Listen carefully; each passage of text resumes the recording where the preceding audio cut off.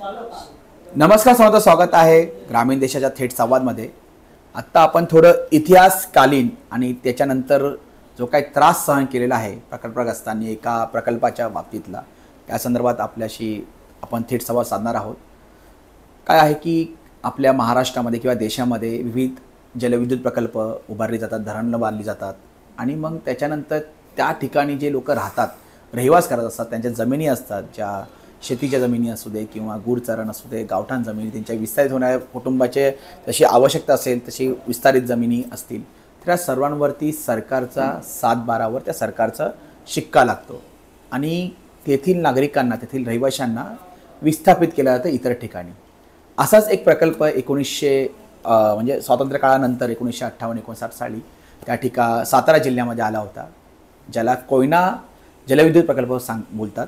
आणि जमिनी संपादित केल्यानंतर आणि काही जमिनी या प्रकल्पग्रस्तांच्या, म्हणजे प्रकल्पग्रस्त होते तर राहणारे लोक होती, त्यांच्या ज्या होत्या त्या जमिनीचा मोबदला किंवा जमिनी संदर्भातली त्यांना जे काही मोबदला प्राप्त होणार होता, काही सेवा सुविधा त्यांना देण्यात येणार होत्या, त्या कोणत्याच प्रकारच्या सेवा सुविधा अद्यापही, म्हणजे आज 64 वर्ष झाली की त्याहून अधिक बोलू शकतो आपण, वर्ष होऊन सुद्धा त्या कोयना जलविद्युत प्रकल्प जो आहे त्या प्रकल्पाचे जे ग्रस्त लोक आहेत ते अद्यापही न्यायासाठी प्रत्येक शासनकर्त्यांकडे, राज्यकारणात दरदर भटकत आहेत।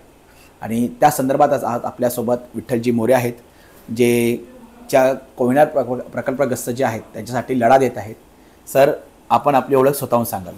मी अखिल कोयना पुनर्वसन सेवा संघाचा महाराष्ट्र राज्याचा अध्यक्ष विठ्ठल रामजी मोरे, राहणार आत्ता सध्या रायगड, खालापूर तालुका। अनेक वर्षापासून जे प्रलंबित प्रश्न आहेत त्या बाबतीत मी सातत्यानं माझ्या ज्येष्ठ आमचे कृष्णाजी मुसळे आणि बाकी अन्य सर्व मान्यवर यांच्या मार्गदर्शनाखाली काम करत होतो आणि आता मी स्वतः दुसऱ्या टर्मला या ठिकाणी अध्यक्ष म्हणून काम करत आहे। सर, मला सांगा, कोयना प्रकल्पग्रस्त पुनर्वसन सेवा संघ जो तुमचा आहे, तर या सेवा संघाच्या माध्यमातून तुमच्या एक्झॅक्टल्या मागण्या काय आहेत आणि एकंदरीत थोडा इतिहासही सांगावा। मी तरी प्रेक्षकांना सांगितलं इतिहासाविषयी, परंतु तुम्ही थोडा इतिहास सांगावा की एक्झॅक्टली हा प्रकल्प आला कधी, स्वातंत्र्य म्हणजे भारत जेव्हा स्वतंत्र झाला त्याच्यानंतर हा माझ्यामध्ये सर्वात मोठा पहिला विद्युत प्रकल्प असावा, म्हणजे माझ्या माहितीनुसार। काळजी त्याच्या प्रेक्षक काही भर टाकतील अजून त्यांच्या म्हणण्याप्रमाणे, परंतु तो एक्झॅक्टली प्रकल्प आला कधी, सुरुवात कशी झाली आणि त्यावेळेस काय आश्वासनं देण्यात आली होती आणि त्याची पूर्तता कितपर्यंत झाली? हा प्रकल्पाचा सर्वे जो आहे तो ब्रिटिश काळामध्ये झाला। त्यानंतर 1947 साली भारत स्वतंत्र झाल्यानंतर काही वर्ष त्याच्यावर पुन्हा अभ्यास चालू झाला आणि प्रत्यक्ष 1959 साली त्या ठिकाणी धरणाच्या कामाला सुरुवात झाली। 1960, 61 आणि 62 या दरम्यान 62ला ज्यावेळी त्या ठिकाणी बांध पूर्ण व्हायची वेळ आली, त्यावेळेत अनेक लोकांना अशा प्रकारचं सूचना करण्यात आल्या की एकतर तुम्ही या ठिकाणी जमीन सोडून जा किंवा तुम्ही या पाण्याखाली मरून जा। आणि मग शेवटी आमचे प्रकल्पग्रस्त बांधव जे होते ते त्यावेळचे अज्ञान, म्हणजे शैक्षणिकदृष्ट्या निश्चितपणे त्या ठिकाणी प्रगती झालेली नव्हती, फार जंगल भागामध्ये राहणारी लोक होती आणि त्यावेळी त्यांना त्या ठिकाणी घाबरून अनेक गावं त्या ठिकाणून डायरेक्ट ज्या ठिकाणी जागा मिळेल, ज्या ठिकाणी आपल्याला पुनर्वसन करता येईल अशा ठिकाणी गावच्या गावं विस्थापित झाली। गुरं ढोरं, बायका, मुलं, देवाची जी काही साहित्य असेल हे सर्व त्या ठिकाणून घेऊन या ठिकाणी आले। त्यावेळी स्वर्गीय मुख्यमंत्री यशवंतराव चव्हाण हे यांनी कोयना प्रकल्पग्रस्तांच्या बाबतीत अनेक त्या ठिकाणी बैठका घेतल्या। त्या बैठकांमध्ये स्वतः मुख्यमंत्र्यांच्या तोंडून आश्वासनं दिली गेली की तुम्ही ज्या ठिकाणी वसाहत कराल त्या ठिकाणी तुम्हाला संपूर्ण सुविधा, त्या ठिकाणी तुम्हाला खनास खन, जमिनीत जमीन अशा प्रकारचं त्या ठिकाणी तुम्हाला देण्यात येईल, खनास खन आणि फनास फन असं तुम्हाला त्या ठिकाणी देण्यात येईल आणि तुम्ही या ठिकाणी महाराष्ट्र शासनाला फार मोठ्या प्रमाणात सहकार्य करताय. तुमच्यावर एक वेगळ्या प्रकारची आम्ही त्या ठिकाणी लक्ष देऊ. तुमच्या नागरी सुविधा असतील, तुमच्या नोकऱ्या असतील, ह्या सर्वच्या सर्व आम्ही त्या ठिकाणी देण्याचा प्रयत्न करू. आम्ही देऊ हे आश्वासन त्या ठिकाणी दिलं गेलं. पण हे आश्वासन जे होतं ते त्या ठिकाणी तोंडी आश्वासन होतं. आमची पुन्हा एकदा सांगतो की आमची लोक त्यावेळी अशिक्षित असल्यामुळं त्यांना त्यातल्या इंग्लिश नोटीस होत्या त्याही कळत नव्हत्या. कुठल्याही प्रकारचं त्यांना वाचन करून दाखवलं गेलं नाही. आणि मग त्या ठिकाणून जेव्हा या रायगड, ठाणे, पालघर किंवा साताऱ्यामध्ये देखील काही ठिकाणी पाण्याचा भाग वगळून त्या ठिकाणी वरच्या भागामध्ये ज्या ठिकाणी धरण भाग नाही आहे अशा ठिकाणी देखील काही लोकांनी वसाहती केल्या. त्यानंतर साधारणपणे 92-93च्या दरम्यान सोलापूर उजनी धरण क्षेत्र झालं. त्याला लाभ क्षेत्र असल्यामुळं त्या ठिकाणी काही लोकांना आमच्या जमिनी देऊ केल्या शासनानं. त्या ठिकाणी जमिनी देऊ केल्यानंतर तिथले स्थानिक शेतकरी लोकांना त्रास द्यायला लागले. आमच्या प्रकल्पस्थानी त्या ठिकाणी जाऊन जमिनी घेतल्या, पण स्थानिक शेतकरी त्रास देऊ लागले. त्या ठिकाणी स्थानिक शेतकरी पुन्हा त्या जमिनी कब्जा करू लागले, ताब्यात घेऊ लागले. आणि त्यामुळं त्या जमिनी तिथून सोडून लोकांना आपल्या ज्या ठिकाणी वास्तव्यात असतील त्या ठिकाणी मोलमजुरी करून जगण्याची वेळ आली. शासनाने त्यावेळी खातेदाराच्या 2 प्रकल्पग्रस्त दाखले देऊन त्या ठिकाणी नोकरी देण्याचं आश्वासन दिलं होतं. अद्यापपर्यंत नोकरी या विषयावर शासनानं कधीही लक्ष दिलं नाही. प्रकल्पग्रस्त दाखले जे दिले गेले, आज आमची या ठिकाणची 4थी पिढी आहे. 4थ्या पिढीमध्ये प्रकल्पग्रस्त दाखला जर समजा मागच्या पिढीला उपयोगी आला त्याचा रिन्युवेशन करून पुढच्या पिढीला त्याचं हस्तांतर करायचं आहे. त्याच्यानंतर त्याला नाही आला तर नातूला करायचं आहे, नातूला नाही तर पंतूला करायचं आहे. पंतूपर्यंतचे कायदे आपण अखिल भारत सेवा संघाच्या माध्यमातून करवून घेतले, पण त्याचा जो उपयोग आहे तो आज या ठिकाणी होत नाही. आणि आता अशी माहिती मिळते की नवीन दाखले म्हणजे ज्यांनी दाखले घेतलेच नाहीत त्यावेळी काही लोकांना गरज लागली नाही नोकरीची, नोकरी करण्याइतपत शिक्षण नव्हतं आणि त्यामुळे कदाचित दाखले घेतले नाहीत. पण आज ज्यांनी दाखले घेतले नाहीत त्यांना दाखले देण्यात येत नाहीत. त्या ठिकाणचे प्रशासन संबंधित जे आहे ते सांगतं की तुम्हाला दाखले देता, नवीन दाखले देण्याला आम्हाला आता बंदी त्या ठिकाणी घातलेली आहे. हस्तांतरण करायला गेलं तर हस्तांतरण करायचं असेल तर तुम्ही रायगड जिल्ह्यात राहत असाल, ठाणे जिल्ह्यात राहत असाल तर ठाणे जिल्ह्यातली पूर्ण चौकशी करून ती साताऱ्यामध्ये पाठवायची, सातारा कलेक्टर ऑफिसनं पूर्ण चौकशी करायची. हा जो काही कागदी घोड्यांचा जो काय हे आहे तो खूप त्रासदायक आहे. आणि मग प्रकल्पग्रस्त शेवटी मेटाकुटीशी येऊन असं म्हणतो की भीक नको पण कुत्रा आवर. शेवटी नाईलाजानं आपली मी मोलमजुरी करेन पण ह्या भानगडीत पडणार नाही. आणि त्यामुळं पर्यायानं त्या ठिकाणी दाखलेही घ्यायचे बरेच लोकांचे राहून गेलेले आहेत. माझं असं स्पष्ट म्हणणं आहे किंवा मागणी आहे की ते दाखले जे आहेत ते प्रत्यक्ष एकाच ठिकाणी मी अनेक वेळा तशी मागणीही केली. जिल्हाधिकारी संबंधित जिल्हाधिकारी जे असतील, ठाण्याचे असू देत, पालघरचे असू दे, रायगडचे असू दे, का अजून साताऱ्याचे असू दे, त्या ठिकाणी त्या गावामध्ये प्रकल्पग्रस्त राहतात त्या गावामध्ये तुम्ही कॅम्प लावा. त्या कॅम्प लावून त्यांना एकाच वेळी जेवढे खातेदार आहेत 20 असतील, 25 असतील, 50 असतील, 50 खातेदारांचे दाखले एकदाच डिस्ट्रीब्यूट करा. त्याच ठिकाणी चौकशी करा, त्याच ठिकाणी पंचनामे करा आणि त्यांच्या ताब्यात देऊन टाका. पुन्हा दाखला मागण्याचा प्रश्नच येत नाही. फक्त ट्रान्सफरचा प्रश्न येईल, हस्तांतरण करण्याचा प्रश्न येईल. ज्याला उपयुक्त नाही आला त्याला तो हस्तांतरण करता येईल. आणि ते नुसते दाखले घेऊन घरात ठेवण्यापेक्षा त्यांना कुठंतरी त्या ठिकाणी नोकरी मिळावी ही माफक अपेक्षा त्या ठिकाणी प्रकल्पग्रस्तांची आहे. त्याचबरोबर हा प्रकल्प हा जलविद्युत प्रकल्प आहे. याच्यातून निर्मिती होते, त्याचा विद्युत निर्मिती होते. त्याच्यामधून विद्युत निर्मिती होते. विद्युत काय कोणाला फुकट दिलं जात नाही. त्याच्यामुळे त्याच्यातून पैसे तयार होतात. ते जे पैसे तयार होतात त्याच्यामध्ये त्याच्यावरचा काही हिस्सा जो आहे तो प्रकल्पावर खर्च केला पाहिजे. इथं नागरी सुविधा म्हटलं की त्यांचं म्हणणं असतं की आम्ही एका वेळी दिल्या म्हणजे विषय संपला. मला सांगा त्या ठिकाणी समजा जर काही रस्ता बांधला तर रस्त्याचं आयुष्य किती? खडीकरणाचा रस्ता असला तर पुढच्या वर्षी निघतो. डांबरीकरण असेल तर 2 वर्षांत जास्तीत जास्त. आणि त्यानंतर कॉन्क्रीटीकरण असेल तर 10 वर्ष, 12 वर्ष, 15 वर्ष. ह्याच्यापेक्षा काय फार मोठा काय तो टिकतो अशातला भाग नाही. मग त्यासाठी जे काय रक्कम तुम्हाला त्या ठिकाणून उत्पन्न होते त्याच्यातून जो फायदा होतो त्या फायद्यातील काही पर्सेंटेज हे कोयना प्रकल्पग्रस्तांच्या कायमस्वरूपी सुविधांसाठी ठेवण्यात यावे. आणि वीज निर्मिती ज्या अर्थी होते त्या अर्थी त्या ठिकाणी मॅनपॉवर ही लागते. मग तुम्ही शासकीय इतर खात्यांमध्ये समजा तुमच्याकडं नोकऱ्यांची हमी नसेल, कमी असेल तर त्या ठिकाणी जी काही नोकऱ्यांची जागा वेकंट होतात त्या जागा त्या आमच्या प्रकल्पस्थांना प्राधान्यक्रमाने दिल्या पाहिजेत, त्याच्यामध्ये त्यांना संधी दिली पाहिजे, सामावून घेतलं पाहिजे असं आम्हाला मला सांगा की कोयना धरण हे राजकीयदृष्ट्या पण खूप महत्त्वाचं धरण आहे. पाणी साठा जबरदस्त आहे त्याच्यामध्ये आणि पाणी वाटपावरून प्रत्येक वेळा कोयना धरणाचं नाव सातत्याने वृत्तांमध्ये येत असतं, वृत्तप्रतिनिधी कव्हर करत असतात. तर मला सांगा की राजकीय पाठबळ मग भले ते तत्कालीन सत्ताधाऱ्यांचं असू दे किंवा तत्कालीन विरोधकांचं असू दे, म्हणजे आपण काँग्रेस म्हणा, शिवसेना म्हणा, भारतीय जनता पार्टी आहे, राष्ट्रवादी काँग्रेस पार्टी आहे, हे जे मुख्य पक्ष आहे, महाराष्ट्र नवनिर्माण सेना आहे, आता शिवसेनेचे 2 गट पडले आहेत, तरी आपण एक बोलूयात की बाबा राष्ट्रवादीचे 2 गट पडले. तर ह्या सर्व राजकीय लोकांचं, राजकीय पक्षांचं किंवा त्यांच्या नेत्यांकडे तुम्ही गेले होते का, तुम्ही निवेदनं दिली का?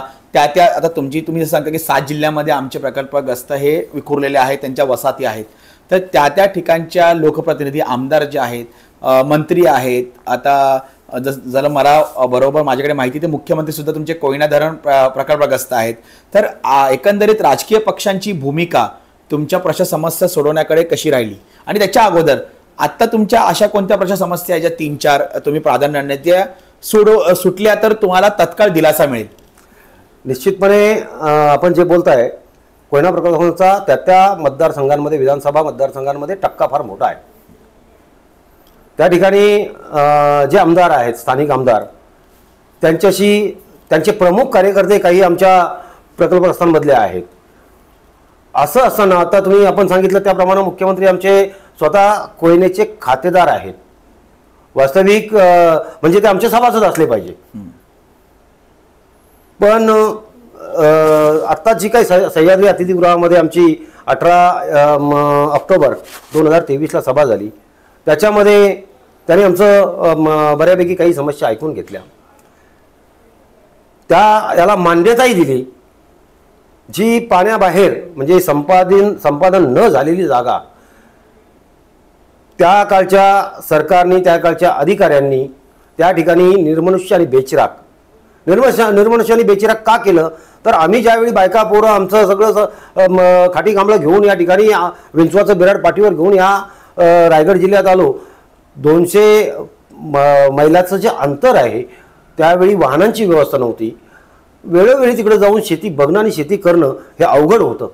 आणि मग अशा वेळी म्हणजे आम्ही तिकडे नाहीच, ही जमीन निर्मनुष्य झाली, बेचिराग आहे. आणि म्हणून त्यांनी त्यावेळच्या शासनानं अधिकाऱ्यांनी ती जमीन स्वतः शासनाच्या ताब्यात घेऊन ती फॉरेस्ट डिपार्टमेंटकडे वर्ग केली.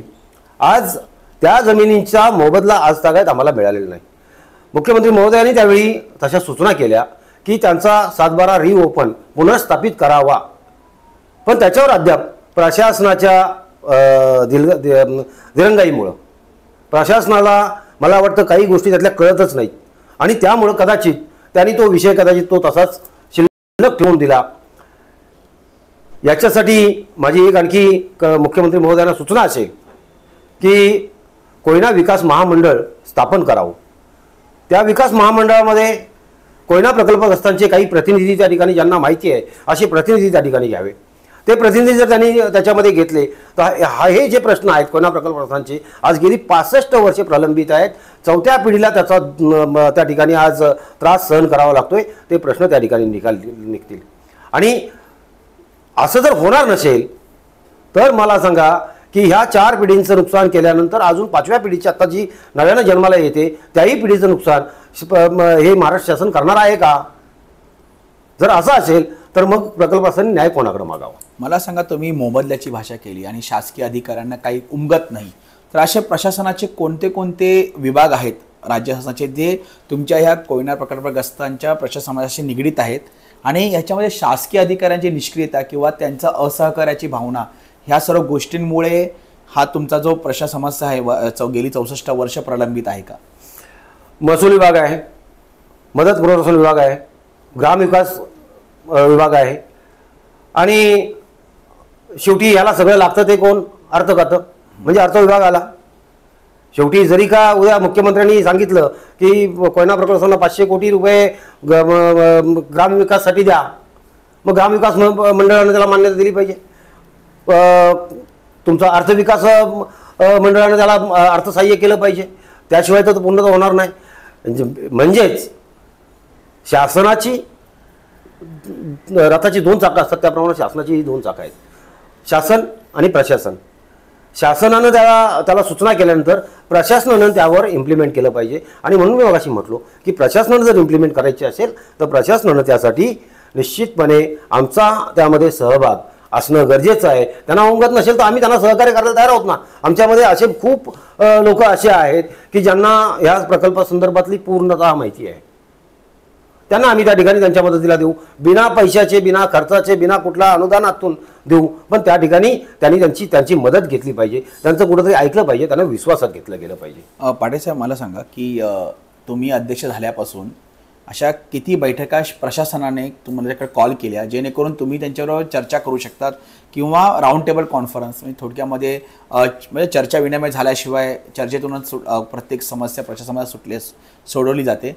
तर अशा किती त्यांनी काही तुम्हाला कॉल केले का, वा तुम्हाला या आणि तुम्ही बसा आणि तुमचे मुद्दे आम्हाला समजून सांगा, असं प्रशासकीय अधिकाऱ्यांनी किंवा प्रशासकीय विभागाने तुम्हाला काही या संदर्भात संपर्क केला होता का? अखिल कोयना पुनर्वसन सेवा संघाच्या माध्यमातून मी जवळजवळ 35 वर्ष काम करतोय. माझे जे काही सिनियर माझ्याबरोबर मंडळी होती, तत्कालीन अध्यक्ष असतील कृष्णाजी मुसळे असतील, राजाभाऊ कदम असतील, यांच्या माध्यमातून सुरेश नाना मोरे असतील, यांच्या माध्यमातून मी त्या ठिकाणी बैठकांना वेळोवेळी उपस्थित राहत होतो. 1995 ते 99च्या दरम्यान महसूल मंत्री म्हणून नारायणराव राणे साहेब होते, त्यांच्याबरोबर एक बैठक झाली होती. पतंगराव कदम महसूल मंत्री होते, त्यांच्याबरोबर एक बैठक झाली होती. पण त्या बैठका सगळ्या फक्त पत्रव्यवहार म्हणून झालेल्या नाहीत, तर काही वेळा धरणग्रस्तांना त्या ठिकाणी उपोषणं करावी लागलेत, आंदोलनं करावी लागलेत, आणि त्यानंतर बैठका कॉल केल्या गेल्यात. आणि त्याही बैठका कॉल करताना आमचे जे कोण स्थानिक आमदार त्या वेळचे असतील त्यांनी त्या ठिकाणी आम्हाला निश्चितपणे मदत केलेली आहे. आणि त्या मदतीच्या अनुषंगाने त्या ठिकाणी बैठका लागल्या. त्याच्यानंतर खडसे साहेब पुनर्वसन मंत्री होते, त्यावेळी एक बैठक झालेली आहे. आता रिसेंटली तुम्हाला मी म्हटलो की मुख्यमंत्री महोदयांनी बैठक घेतली. त्याच्या अगोदर 9 ते 14च्या दरम्यान अजितदादा पवार हे उपमुख्यमंत्री होते, त्यांच्याबरोबर मी स्वतः बैठकीला उपस्थित होतो. अशा अनेक बैठका मीही स्वतः कोयना प्रकल्पाच्या बाबतीत त्या ठिकाणी घेतलेल्या आहेत. आणि त्या बैठका घेत असताना त्या ठिकाणी मुख्यमंत्री असतील, अन्य मंत्री असतील, या सगळ्या मंत्री महोदयांनी त्या ठिकाणी आपल्याला आश्वासनं दिली. पण त्या ठिकाणी त्याची जी काय पूर्तता व्हायला पाहिजे ती प्रशासनाकडनं कुठूनही झालेली नाही. सर, शेवटचा प्रश्न माझा की कोयना पुनर्वसन सेवा संघ जो आहे तुमचा, तर त्याच्या माध्यमातून अशा कोणत्या समस्या ज्या आहेत ते राज्यकर्त्यांच्या आदेशानुसार प्रशासन तत्काळ सोडवू शकते, जेणेकरून तुम्हाला तत्काळ दिलासा मिळेल? मगाशी मी हा प्रश्न विचारला होता, परंतु तो जॉईंट प्रश्न असल्यामुळे तुम्ही त्याचं उत्तर देण्याचं राहिलं. परंतु हा शेवटचा प्रश्न माझा की अशा कोणत्या 3-4 समस्या आहेत की ज्या तत्काळ सोडू शकतील प्रशासन राज्यकर्त्यांनी आदेशित केल्यावर, आणि त्याचा फायदा किंवा दिलासा तत्काळ तुम्हालाही तुमच्या जे कोयना प्रकल्पग्रस्त जे आहेत त्यांनाही लगेच मिळेल? साहेब, क्लिअर टायटल आहे. जर का शासनानं मनात आणलं तर शासन काही करू शकतं. आज प्रकल्पग्रस्तांना जमीन देणं हा फार मोठा विषय राहिलेला नाही. साधारणपणे 350 खातेदार जे आहेत तेवढेच शिल्लक आहेत. बाकी खातेदारांना जवळजवळ जमीन मिळालेली आहे. 350 खातेदारांना जमीन देणं फार मोठं अवघड आहे. आणि असं नाही आम्ही त्या ठिकाणी रायगड जिल्ह्यामध्ये राहतोय तर आम्ही काय साताऱ्यात किंवा ठाण्यामध्ये मागत नाही, रायगड जिल्ह्यामध्ये आम्हाला जमीन द्या. ठाण्यामध्ये जी मंडळी राहते त्यांना ठाण्यामध्ये ज्या बाजूला ज्या ठिकाणी शासकीय जमीन असेल ती द्या. आपण आज संस्थांना जमीन देत आहे, आपण अन्य काही एखादी MIDC उभी करता, त्यावेळी जमीन संपादित करता. मग प्रशासन आणि शासन जर एकत्र आलं तर हा काय फार मोठा अवघड प्रश्न आहे, अशातला भाग नाही. त्याच्यानंतर हा विषय आहे नोकरीचा विषय आहे. जर काय शासकीय याच्यामध्ये यंत्रणेमध्ये नोकर भरतीची आवश्यकता फार कमी प्रमाणात जर असेल तर आपल्याकडं फार मोठ्या इंडस्ट्रीज आहेत. चांगल्या कंपन्यांना जर काही शासनानं उद्या आदेश दिले की हे आमचे प्रकल्पग्रस्त आहेत, या 100 लोकांना तुम्ही अमुक कंपनीमध्ये सामावून घ्या, या 50 लोकांना अमुक कंपनी सांभाळून घ्या. MSCB आहे ज्याच्या जीवावर आज कोयनेच्या जीवावर ते विद्युत तयार होते ती वितरित करतात, त्याच्यामध्ये तुम्हाला हजारो लाखो लोक लागतात, त्या ठिकाणी तुम्ही सामावून घ्या. हे 3-4 प्रश्न जे आहेत ते सहज सुटण्यासारखे आहेत. राहिला महसूलचा, आणि आता आम्हाला ज्या ज्या ठिकाणी आम्ही स्वतः खरेदी करून वसाहती केलेल्या आहेत त्या ठिकाणचं मोजणी करणे, नकाशे बनवणे, आणि जी जमीन आम्ही अधिग्रहित केलेली आहे, खरेदी केलेली आहे, त्या जमिनींचा मोबदला ताबडतोब देणे हे फार मोठं अवघड काम आहे. अशातला भाग नाही आहे. ते ताबडतोब प्रशासन त्या ठिकाणी आणि शासन मिळून करू शकतं. आणि विषय शिल्लक उरतो तो फक्त आणि फक्त जर काही नोकरी देऊ शकत नसाल आपण, तर त्यांना उदरनिर्वाहासाठी, रोजगार व्यवसायासाठी सहकार्य करा आणि विषय संपवून टाका. तुम्ही मोबदल्याचा बोलले जमिनीच्या, तो मोबदला तुम्हाला तत्कालीन वेळेचा पाहिजे का आत्ताचा काय? सर, त्याच्यावर पुन्हा कमिशनरच्या अध्यक्षतेखाली एक समिती नेमली गेली होती. ओके. त्या समितीचा निर्णय आला की त्यांनी तिकडच्या जी काही पाण्याखाली जमीन आहे त्या जमिनीचा मोबदला त्या ठिकाणी त्यांनी ॲव्हरेज काढला. मला सांगा, जी पाण्याखाली जमीन आहे तिची किंमत असूच शकते काय? सरकारी रेडी रेकनर प्रमाणे त्या जमिनीची किंमत आज काहीच नाही आहे. आमचं म्हणणं आहे की आम्ही ज्या ठिकाणी राहतो त्या ठिकाणचा रेडी रेकनर ठरवा. शासनाचा रेडी रेकनर आहे. जो एखादा ठाण्यामध्ये राहतोय, पालघरमध्ये राहतोय, पालघरचा रेडी रेकनर त्या भागातला घ्या. त्या भागातला रेडी रेकनर म्हणून तुम्ही त्यांना आजच्या जे काही नियम आहेत, नवीन मुंबई विमानतळाला तुम्ही आज मोबदला दिलेला आहे, विकसित जमीन तुम्ही त्यांना देताय, त्यांना पैसे देताय, तुम्ही आम्हालाही त्या पद्धतीने द्या ना. आणि तुम्हाला याच्यापासून उत्पन्न आहे, ह्या प्रकल्पापासून उत्पन्न आहे, तुम्ही बुडीत नाही. त्याच्यामुळं हे शासनाला फार अवघड आहे, अशातला भाग नाही. आता पावसाळी अधिवेशन येत आहे. पावसाळी अधिवेशनामध्ये तुमचे हे काय मुद्दे राज्यकर्त्यांनी किंवा शासनकर्त्यांनी घ्यावेत यासाठी तुमची आम्ही सर्व आमदारांना आहे का, तुमची काही तयारी आहे? आम्ही सर्व आमदारांना तशा म्हणजे संबंधित ज्या ज्या कोयना प्रकल्पांच्या वसाहती ज्या ज्या ठिकाणी आहेत अशा सर्व आमदारांना तशा प्रकारचं पत्र दिलं आहे. मुख्यमंत्री महोदयांना पत्र दिलेलं आहे. आपले महसूल मंत्री, पुनर्वसन मंत्री यांनाही पत्र तसं दिलेलं आहे. ग्रामविकास मंत्र्यांनाही पत्र दिलेलं आहे. आणि या माध्यमातून जर का उद्या पावसाळी अधिवेशनामध्ये त्यांनी त्या अधिवेशनामध्ये प्रश्न उपस्थित केला आणि त्याच्यावर जर सकारात्मक चर्चा झाली तर कोयना प्रकल्पग्रस्तांचे प्रश्न सुटण्यास फार मोठी मदत होईल. धन्यवाद पाटील साहेब. मोरे साहेब. मोरे साहेब, विठ्ठल मोरे साहेब, सॉरी, माफ करा.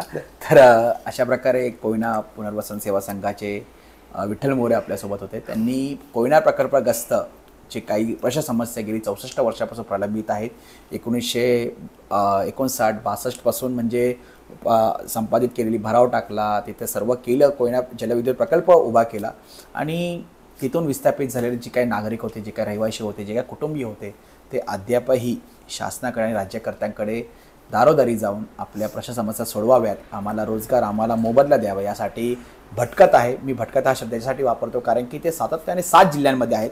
7 जिल्ह्यांमधले त्यांचे परिवार जे आहेत ते अक्षरशः तिथले स्थानिक लोकप्रतिनिधीपासून ते मंत्रालयापर्यंत अक्षरशः फेऱ्या मारत आहे. म्हणून त्याला भटकंती हे नाव देणं योग्य ठरेल. तर आमची अशी अपेक्षा असेल की येणाऱ्या पावसाळी अधिवेशनामध्ये कोयना प्रकल्पग्रस्त जे आहेत, कोयना जलविद्युत प्रकल्पग्रस्त, धरण प्रकल्पग्रस्त यांच्या या प्रश्न समस्यावर विचार व्हावा आणि त्यांना लवकरात लवकर या सर्व गोष्टी, त्यांच्या ज्या मागण्या आहेत आणि माफक मागण्या आहेत खूपच, कारण की प्रशासन आत्ताही आपण बघतो असं त्यांनी विठ्ठल मोरे यांनी सांगितलं की जागोजागी MIDC उभा करतात, टाउनशिप नव्या येतात आहे, विकसित जागा, पिकाखालची जमीन, जे पिकती जमीन आहे ती मोठमोठ्या प्रकल्पांना देण्यात येते. मग ते प्रायव्हेट असू दे, शासकीय असू दे किंवा निमशासकीय असू दे. तर अशा सर्व वातावरणामध्ये जर कोयना धरण प्रकल्पग्रस्त आहेत, हे कोयना जलविद्युत प्रकल्पग्रस्त आहेत, यांना जर अशा प्रकारचा मोबदला, अशा प्रकारे नोकरी व्यवसायामध्ये सामावून घेतलं तर नक्कीच यांच्या प्रश्न समस्या गेल्या 64 वर्षापासून ज्या प्रलंबित आहेत त्या सोडवण्यास आणि त्या कायमस्वरूपी सोडवण्यास कुठेतरी सहकार्य प्राप्त होईल अशी अपेक्षा आपण धरूया. आणि पावसाळी अधिवेशनामध्ये राज्य सरकार याच्यावर विचार करेल असा सकारात्मक दृष्टिकोन आपण ठेवूयात. धन्यवाद.